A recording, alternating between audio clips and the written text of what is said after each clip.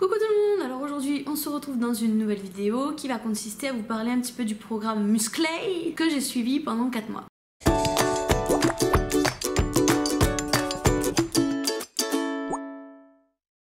Ça va faire à peu près 4 mois maintenant que je suis un programme sportif personnalisé qui a été entièrement constitué par le très talentueux Jean Ronche. Alors Jean Ronche, il commence à être de plus en plus connu sur YouTube, surtout dans le domaine de la musculation. Et moi en fait je l'ai découvert un peu par hasard et j'ai immédiatement accroché à ses chroniques musclées, au ton qu'il emploie, à son humour, mais surtout à la pertinence de ses conseils. Donc il y avait énormément de choses qui me plaisaient déjà dans le personnage en lui-même, mais à côté de ça j'aime aussi beaucoup sa philosophie sur le sport et la diète. Parce que Jean Ronche, c'est vrai qu'il a quand même un sacré avantage par rapport à tous ces gourous de musculation qu'il y a sur internet. Je dis tous, je les englobe, mais je ne les connais pas tous. C'est vraiment qu'il dit de privilégier une consommation de fruits et de légumes assez élevée. Tandis que généralement, ou du moins toutes les personnes que j'ai approchées de près ou de loin, c'était plutôt la protéine, penser protéine, vivre protéine, dormir protéine. Donc la protéine elle est quand même très importante, hein. Jean Ronche il dit qu'il faut en prendre, mais il est tout de même très modéré et il privilégie aussi beaucoup le côté fruité et légumes et tout ça. Donc maintenant je vais vous parler de ce fameux programme qui m'a constitué sur mesure. Alors c'est assez simple de se constituer soi-même un programme sur mesure quand on a quelques clés. Donc là je vais vous donner les quelques clés qui vont faire que vous allez pouvoir vous en constituer un vous aussi à la manière de Jean Ronche. En tant que non professionnel, c'est sûr que rien ne vaut la constitution d'un programme par la personne concernée directement. Après, je ne sais pas si Jean Ronche aura le temps de vous faire un programme personnalisé à toutes, j'en doute, mais auquel cas, suivez vraiment ces vidéos parce que dans ces vidéos, il y a vraiment des conseils à prendre. Ces conseils sont vraiment super bien construits, super bien élaborés, super concis. Alors la première chose que j'ai eu à faire avec Jean Ronche, c'est de remplir un formulaire qu'il a lui-même exécuté. Donc dans ce formulaire, vous allez retrouver des questions un petit peu essentielles comme quels sont tes objectifs, quel est ton poids, ta taille, ton âge, si tu as déjà pratiqué un sport dans ta vie, si tu en pratiques un actuellement, quelles sont les zones de ton corps que tu aimerais plus affiner, plus développer, etc. etc. Voilà, c'est vraiment un bilan total de votre hygiène de vie, de ce que vous êtes vous, de ce que vous désirez obtenir. C'est histoire de mettre tout à plat sur papier pour faire le bilan avec votre coach sportif. Étape numéro 2, qui est vraiment très importante également, ça va vraiment être de bien choisir votre salle de sport. Alors faites attention, il y a club de remise en forme et salle de musculation. Donc depuis que je me suis mise au sport, c'est-à-dire le 1er août 2014, j'ai déjà testé plusieurs salles de sport. C'est pour ça que je peux un peu mieux vous aiguiller, vous donner mon impression. Alors la première des salles que j'ai essayé, c'était Fitness Access.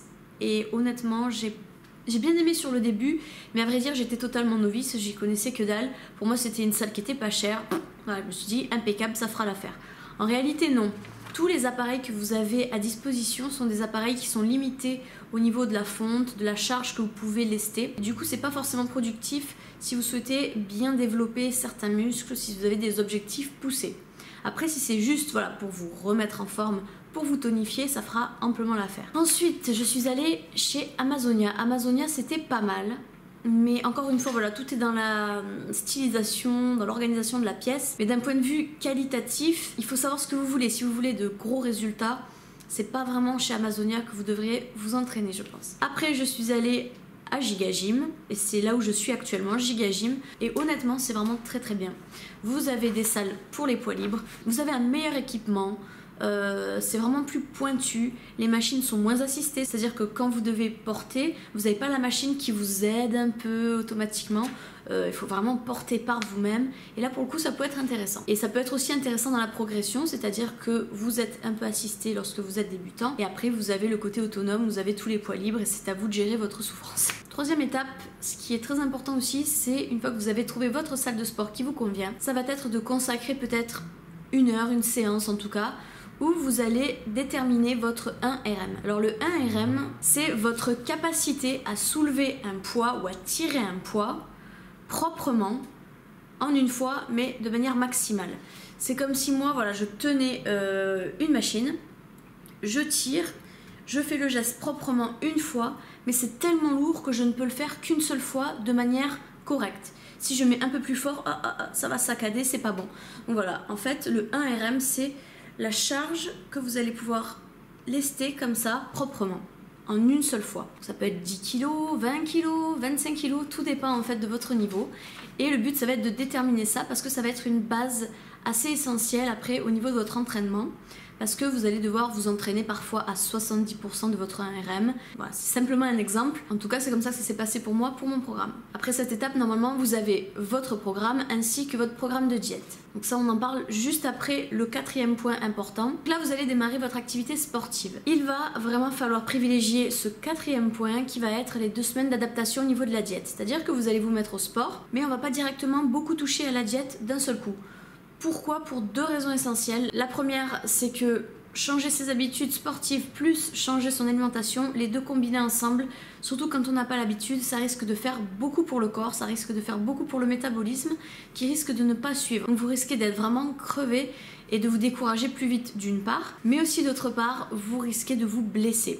Donc il vaut mieux faire les choses dans l'ordre. Vous allez démarrer le sport tranquillement, avec une diète soutenue qui va vous permettre de stabiliser votre poids, mais de commencer doucement pendant 2 semaines à vous tonifier. En 2 semaines, vous allez déjà vous tonifier. Ce qui sera bien de faire aussi, c'est de se peser tous les 3 jours afin de contrôler son poids. Ça permet simplement en fait d'adapter la diète, de se peser, voir si elle est efficace. Vous vous pesez environ tous les 3 jours et vous faites votre moyenne sur une semaine. Ça peut être un bon départ pour essayer de se situer un petit peu. Maintenant, je vais un peu plus développer au niveau des exercices et de la diète. Concernant les exercices, je vais développer mais pas de trop parce que le programme dont j'ai bénéficié était personnalisé en fonction de ma taille, de mon poids, de mon expérience dans le sport et de plein d'autres facteurs antécédents. Du coup, ce qui est adapté pour moi ne le sera pas forcément pour vous. Donc c'est totalement inutile à ce jour de rentrer dans le détail. En revanche, je peux brièvement vous esquisser ce qui peut fonctionner si vous avez besoin de perdre du poids ou si vous avez besoin de vous muscler. Donc déjà au niveau du programme, ce qui est bien, ce que Jean-Onge m'a fait faire, c'est de travailler en half body, c'est-à-dire le haut du corps et le bas du corps. Vous divisez votre corps en 2 parties et vous allez alterner un jour sur 2. Donc admettons, lundi, ce sera le haut du corps, mardi, vous allez travailler le bas, mercredi le haut, jeudi le bas, et ainsi de suite. Encore faut-il avoir le temps, je vous l'accorde, mais ce qui est bien quand on travaille ainsi, c'est qu'on sollicite moins les mêmes muscles, du coup ils bénéficient d'une meilleure récupération et ça va leur permettre de se développer gentiment si c'est ce que vous cherchez à faire. Après ça, je pense que je ne vous l'apprends pas. Si vraiment vous avez envie de fondre, il n'y a rien de mieux que le cardio. Alors le cardio, c'est assez varié. Vous avez le vélo elliptique qui est un de mes favoris, vous avez le vélo tout court, vous avez le tapis roulant, vous avez les escaliers, enfin bon, il y a plein de façons de faire son cardio. Vous pouvez même faire de la corde à sauter, peu importe, en tout cas tout ce qui fera travailler la totalité de votre corps.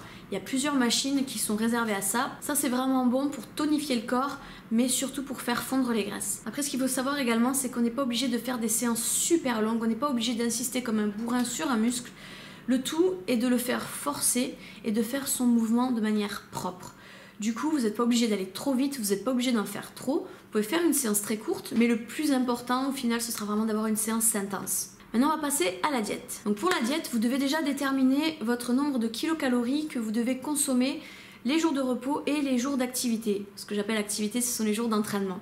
Parce que vous avez besoin d'avoir 2 fois plus d'énergie vu que vous allez beaucoup vous dépenser. Et c'est clair que si on reste sur un régime repos, vous n'allez pas tenir. Donc le nombre de kilocalories, je pense que vous pouvez le calculer très facilement sur Google, sur internet quelque part, à l'aide de 2 formules. Donc là je vais m'aider de mes notes parce que je vais pas réussir à le prononcer de tête. Les formules c'est Black et Al, et Rosa et Chisgal. Donc ça, ce sont des formules qui ont déjà fait leurs preuves, qui vont vous aider à déterminer le nombre de kilocalories que vous allez devoir consommer. Les jours où je ne m'entraînais pas, comme le week-end par exemple, j'étais à 1625 calories pour toute la journée. Après, au niveau de mes jours d'activité, donc de mes jours d'entraînement, j'étais à 2535 calories. Et ça, c'est défini encore une fois par rapport au poids et à toute autre chose. Donc comme je vous disais en début de vidéo, le régime musclé, fruité, comme dit Jean-Onge, c'est vraiment axé sur les fruits, les légumes, mais aussi les légumineuses et tout un tas d'autres choses, la protéine bien évidemment. Mais là où je trouve vraiment que Jean-Onge a du bon sens, c'est qu'il a conscience d'un tas de choses. Il conseille vraiment de manger bio, de ne pas réchauffer ses aliments au micro-ondes, de cuire ses aliments à l'huile d'olive sans les faire brûler pour ne pas perdre en qualité nutritive par rapport à l'huile et même par rapport à ce que vous êtes en train de cuire. Il a vraiment étudié sous tous les aspects l'alimentation et là aussi il en connaît un rayon. Donc ça c'est plutôt séduisant et je pense que ça pourra toucher un plus large public. Donc pour tous les fruits et les légumes qui sont assez chargés en eau, on va dire comme la laitue, la tomate, le concombre, ça vous pouvez manger à volonté. C'est plutôt l'avantage. Si vous faites une grosse quantité, ça peut bien vous caler l'estomac. Et il va aussi parallèlement falloir manger protéiné parce que c'est vraiment la protéine qui va vous aider à nourrir votre muscle et à faire éliminer un peu les graisses. Je vais rapidement vous évoquer mon expérience avec la viande.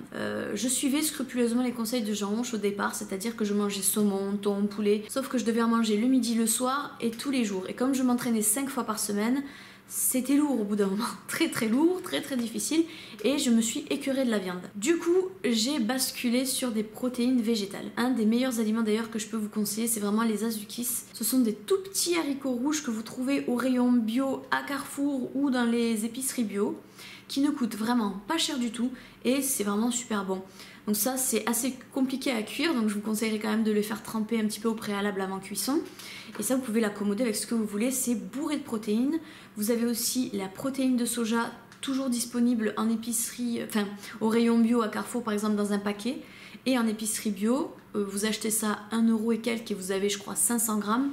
Alors c'est vraiment super, ça ressemble un peu à de l'œuf brouillé. Et voilà, je me suis accommodée comme ça en me renseignant à droite à gauche avec la protéine végétale. Et sincèrement, c'était beaucoup plus digeste. Et à l'entraînement, on a une meilleure vitalité parce que la viande, l'air de rien, elle demande de l'effort à notre corps pour être digérée, ce qui peut parfois expliquer ce coup de mou qu'on a d'un seul coup, cet épuisement, cette fatigue après avoir mangé. Donc là pour le coup, je m'autorise à dire que je vous le conseillerais pour un entraînement. Après, là c'est le côté qui va faire peut-être un peu peur. Il faut impérativement exécuter 6 repas par jour. Attendez, ne commencez pas à commenter en disant que je suis une folle ou que c'est un régime totalement débile. Attendez, 6 repas ne veut pas dire 6 fois manger des pâtes, de la viande et compagnie. Quand je dis 6 fois, ça comprend le petit déjeuner, le goûter du matin, le déjeuner, le goûter de l'après-midi, le dîner et la petite collation du soir quand vous êtes tranquille devant la télé ou l'ordi. Voilà, 6 repas. Et parfois on s'offusque, mais c'est clairement ce qu'on fait déjà dans la journée, même si on fait pas de sport et qu'on suit pas de diète. Du coup, au niveau des collations, il n'y a pas trop de quoi s'offusquer non plus, parce que Jean Honche